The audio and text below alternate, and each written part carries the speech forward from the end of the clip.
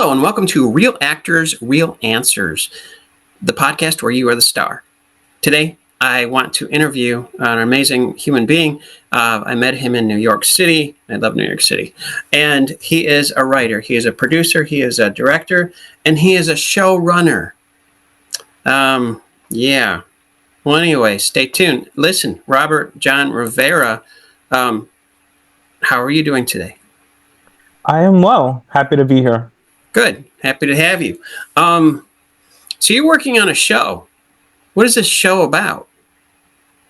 The show is a Christian-based superhero show, live action. So it's going to be fun. We have a lot of stories, and yeah, it includes a lot of Christian themes in it, and we're excited to develop this. Sweet. What's it called? It's called The Chosen Ones. It's not The Chosen, it's The Chosen Ones. It's a title that we're sticking to it, and we love it. Sweet. So how did this story, this idea come to your mind, and when? So, that's an interesting story. I actually first developed this show in 2012, actually, while I was in college. It was for a college semester project for my writing for TV class, and the semester project was to write your own TV show, and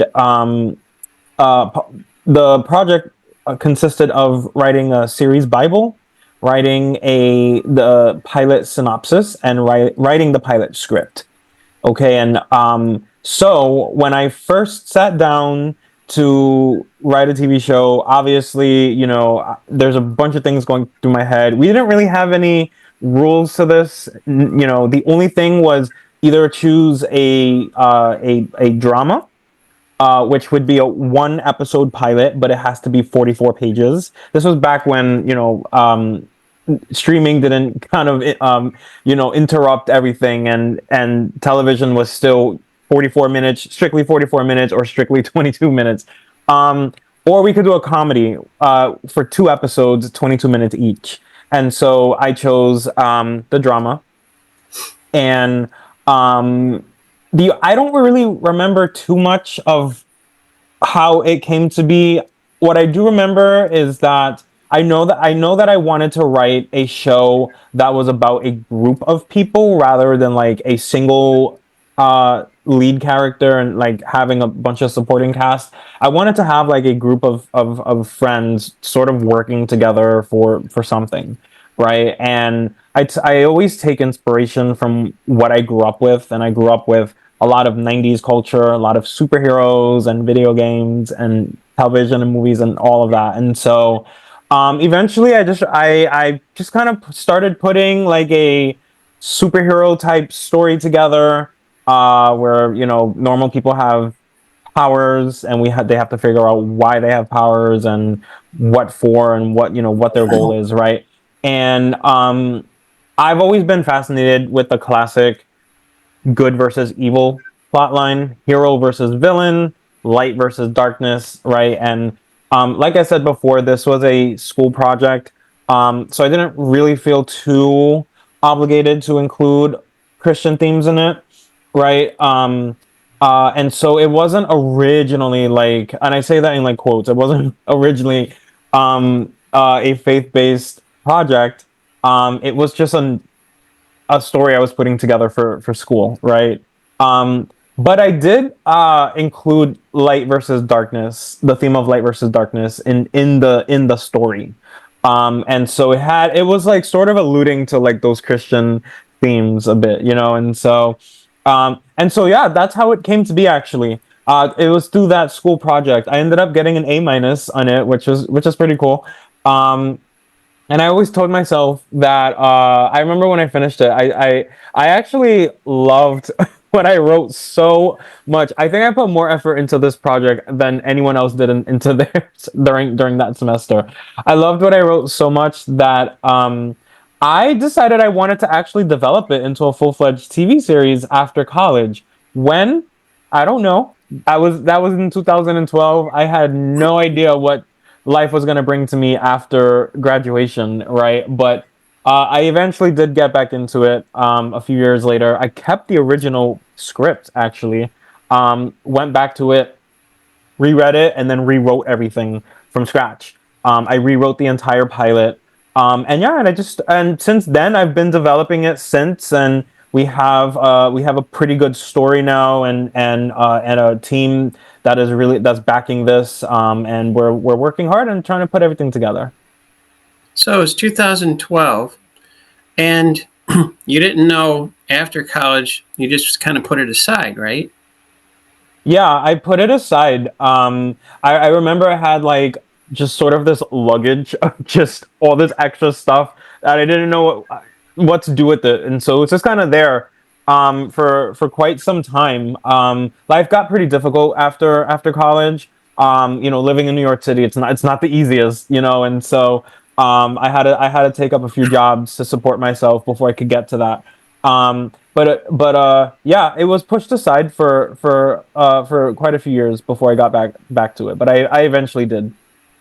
You had to take two jobs? Not two jobs, a few jobs. I was A few jobs. from job to job to job until I eventually got something that was a bit more secure. Okay. Yeah, I understand that. But it was a journey. Now, that journey, has it helped you to mature? Has it helped you in organizing this TV series? It's interesting. During those 3 years where after college and before getting back into this show, um, I didn't really have a solid secure job for quite some time. I was from again job to job to job. But I did work with in retail for quite some time, and that was even before college. I was working retail, and retail really teaches you a lot about yourself and about humanity and about the sort of work ethics and everything that is goes into like working and career and everything, right? And you learn a lot about money. You learn a lot about the way people think, the way that you think, the way that you behave, the way that you respond to people. Because if you're in customer service, right, you have to be professional, right, and you have to know how to work with people, both people you work with and people who you are serving, right? And so, me, I am very much into psychology. I always tell people that if I didn't go to school for film, I would have went to school for psychology. I really love psychology and sociology, and so I'm always observing the way that people think and the way that people behave and the way that people speak, right? And then after retail, I actually landed a job working with children for 5 years, actually. And that's very interesting because children and adults are just completely different, right? Children do not behave, think, or speak the same way that adults do. So working with children was just very, very different than when I was working in retail, and I learned a lot about again myself working with children, how children behave, how children think, right? Um, and I always tell people that one of the biggest things that working with children teaches you is patience and compassion. And those are some qualities as a Christian that we should all, really strive to perfect, right? And so yeah, working with children was very cool, and it taught me a lot. And I say all of this because when it comes to writing characters who are real and who are raw, characters that you want audiences to be able to relate to, that's where I take a lot of my inspiration from. Is a lot working at all these jobs and just taking inspiration from what I have learned about both myself and people who I've interacted and worked with across all these years from all these different jobs. Wow. You said a lot, and it's all good. One thing that I totally agree with, and you've brought a little piece to my mind. Sometimes I wonder, even at this stage, it's like why am I so insatiably curious on psychology and sociology? Psychology of the mind, sociology with, behaviors and well, how society lives, And it's because I'm an artist. It's because you're an artist. It's because there's a drive in there, like you mentioned about retail. Retail, common belief, and I've experienced that too when in younger years, Well, you go to work, you wait on people, and you go home. Hopefully, you won't be yelled at or whatever. But no, you took a different spin to it. You just added to it. It sounds to me like you've strived to take your time to step back like a director, okay, and really take in the whole show, body language and people and how they act or how they don't act or how they should act and things like that. Which brings me to producer. I get that. Director. What is a showrunner? The showrunner, it honestly is just the person who is large and in charge. They're running everything, right? They're overseeing all the teams and all the departments of the film set, of pre-production, from pre-production to post-production, right? And everyone reports.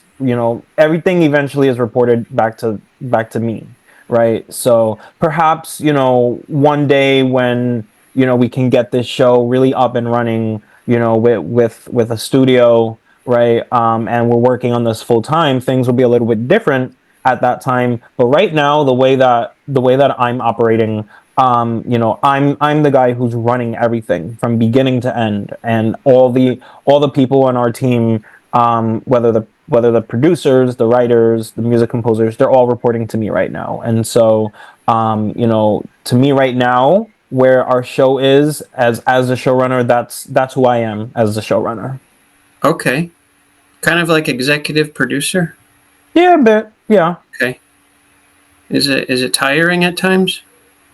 It can definitely be tiring, but I love every second of it. Good. That says everything.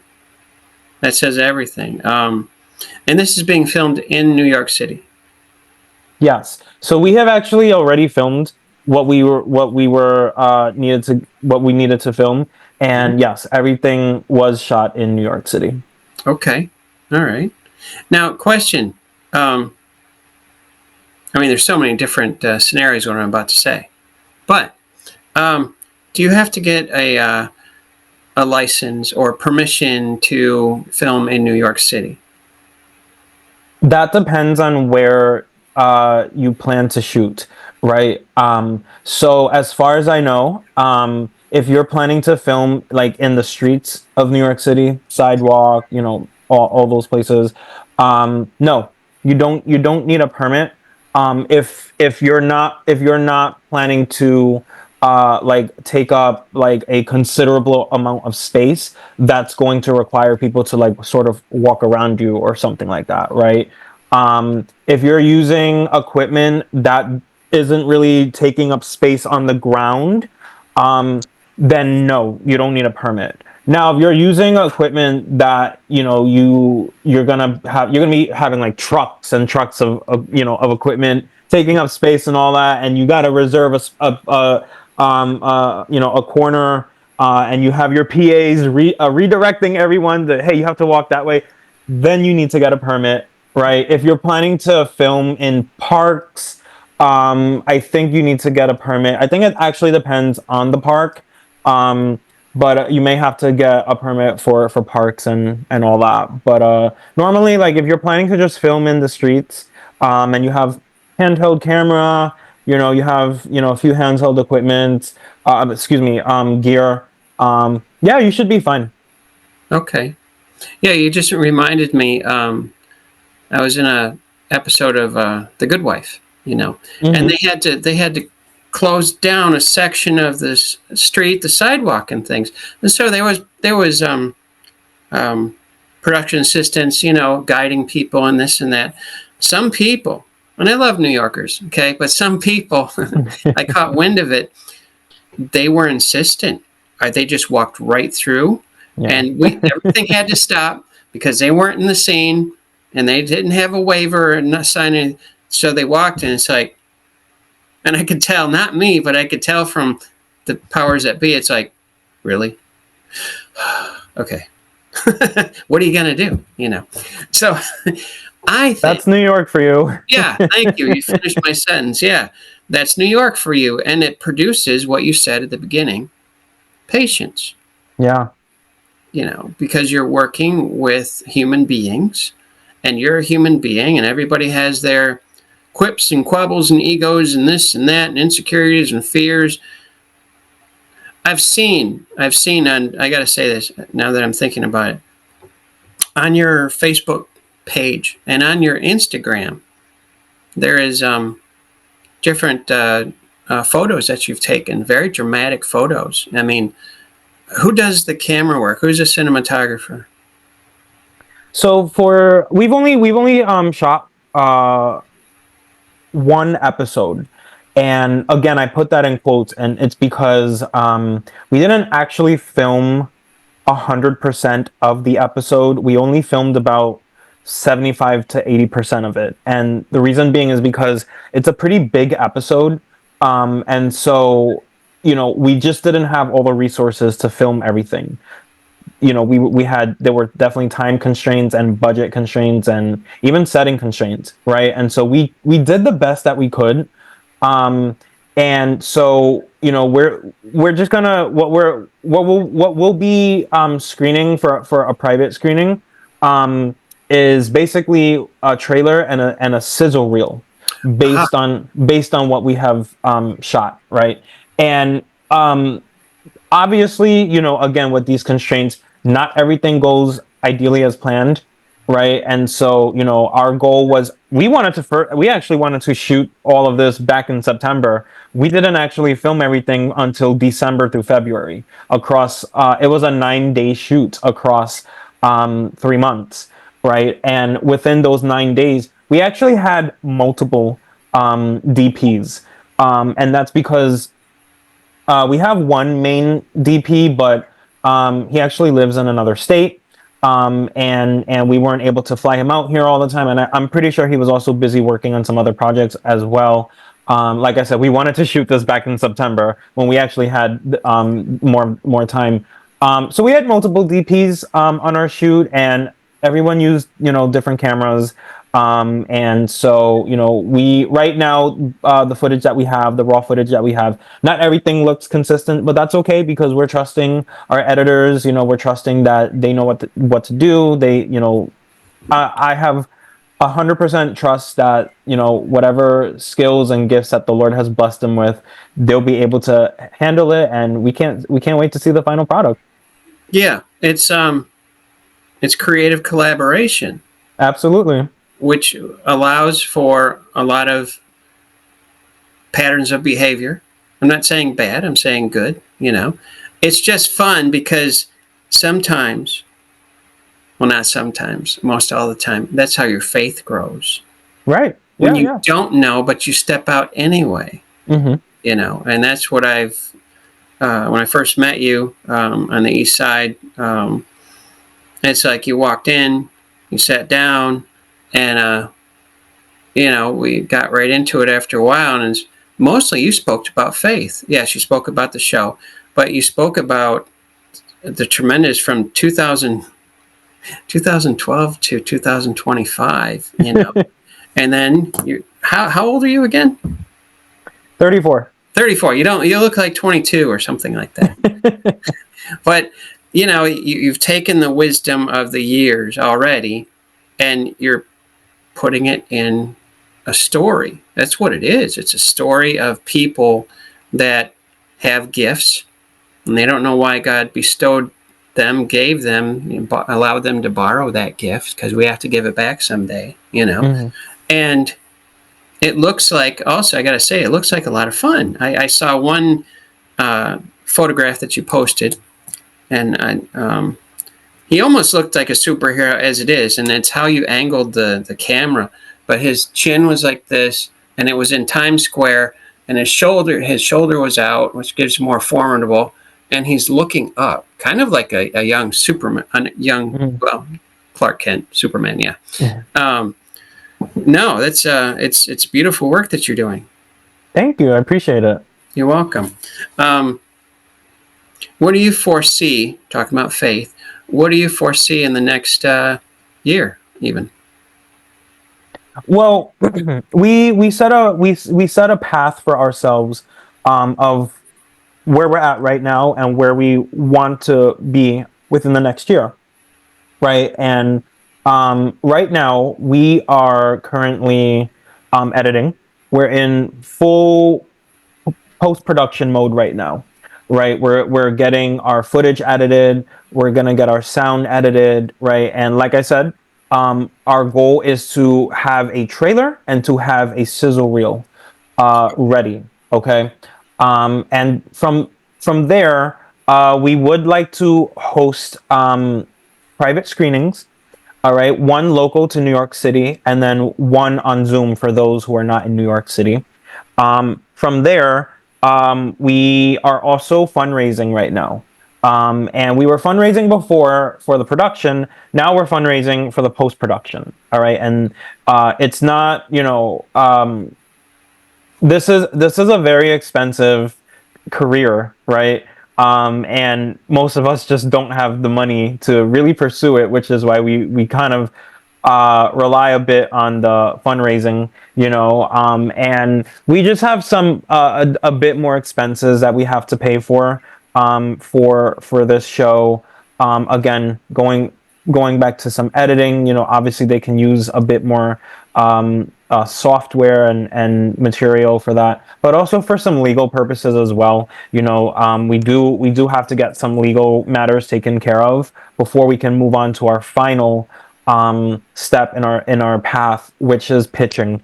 We do want to pitch this show because it's a really massive show. I've only really presented probably like 0.01% of it to most people. But if you're on the team and you're working behind the scenes with me, you'd know that this is actually a really massive show. And we just think that getting a studio behind it and helping us greenlight this and get it up and running would probably just be the best path for us. So our foreseeing this in the next year, I would say honestly, I want to be working on this full time. That's my goal. Yeah. Do you have a platform for your fundraiser? Yeah, we're using Give Send Go, Okay. which is a Christian run fundraising platform actually. So I believe you can just find the page on givesendgo.com/the chosen ones. Okay. If not the chosen ones, then the chosen ones TV. One of those. Okay. All Yes. right. That sounds fun. How do you, for actors out there, how do you cast? What do you look for when a person wants to audition? So I'm a very visual person. And it's funny because one of the very first people that came on board for the show was literally because I thought he looked just like the character that I wrote. And so I actually personally asked him to audition um, because I thought, again, he looked like the character. When I write characters, I already have an idea of what they look like, and me personally, I tend to go for what I want, and if I can't really get what I want, then I'll open up my mind a bit, and see what else we can work with. But that's usually how I work first. And we have 7 main characters for our show, and the people that we cast honestly couldn't have been more perfect for the roles. As I said, the first one was literally because he looked like the character. Most of the other 6 too, honestly, kind of really look like the characters as well. But what we did was we put casting calls on faith-based casting. I think we even put it up on Actors Access for a bit as well. And honestly, we just put it on Facebook. We put it on my personal Facebook. We put it on a lot of Facebook groups, right? And we got a lot of interest. And for the most part, I was really open minded with everyone. They didn't have to look 100% like the character, but it was just really exciting to see the what each actor brought to the character, right? And again, like these are characters who have been developed since 2012, right? I knew what I was looking for, right? And so if I saw that someone really, really played the character that I was looking for, that is hearts in my eyes right there, right? If they brought something that was different, again, I'm open minded, and I'm like, okay, cool, I like that. I like what they're bringing to it. Or it wasn't my favorite, but we'll see. I'll definitely consider it. I look at everything. Appearance to see if they match the character. What they're bringing to the character. If they're bringing something new that I didn't even think about. I look at all of it. And so the casting process was very fun. I had a very fun time with casting, and I think we chose the perfect actors for our characters. Nice. I like how you included the word fun, because if you're having fun, they'll sense it and they'll have fun too, and they'll relax, and they'll give you more of what you were possibly looking for. Mm-hmm. You ultimately, yes, they set the tone when they come to audition, but it's also you setting the tone too, with a smile, maybe a handshake. I've been on. No, I've had pretty good positive experiences like that. Because if you come in and you're happy and you're nervous and you're excited all at the same time, you're giving them ease, because they could look at 287 people that one day. It's like, when's lunch? But no, this is exciting. You are on Instagram under The Chosen Ones or under your name? Both. I have a personal and the chosen ones. My Instagram is robertjohnrivera.jr. And the Instagram, excuse me, the chosen ones is the chosen ones _TV. Okay. What about your Facebook? So at Facebook, we have a Facebook page, literally just called The Chosen Ones. I'm pretty sure there's a lot of pages called The Chosen Ones. We're the only ones using our logo, which is The Chosen Ones with the sword and wings. And then we also have a Facebook group as well. And the Facebook group is more for fans to be able to come together, talk about the show, interact with us, and whatever they want to say about the show. The name for the Facebook group is The Chosen Ones Fandom Community. Fandom. I know that name. Okay, that's Yeah. cool. Yeah. And do you have, Robert, do you have a YouTube channel? We do. It's the Chosen Ones. I think that's what it is called on YouTube, is the Chosen Ones. Again, if it's not the Chosen Ones, it's the Chosen Ones TV series. But everything can actually be found in our website, which is www.thechosenones.net, and all the links are on our website. Oh, nice. Okay. All right. Well, I'll tell you what. I'm a huge fan ever since I met you, and ever since I heard about the the project you're working on, and the fact that it's in New York. That's like right to my heart. We'll keep our eye out, and thank you for being on Real Actors, Real Answers. Absolutely. Thank you for inviting me. This was fun. Thank you. All right. Bye-bye. Bye.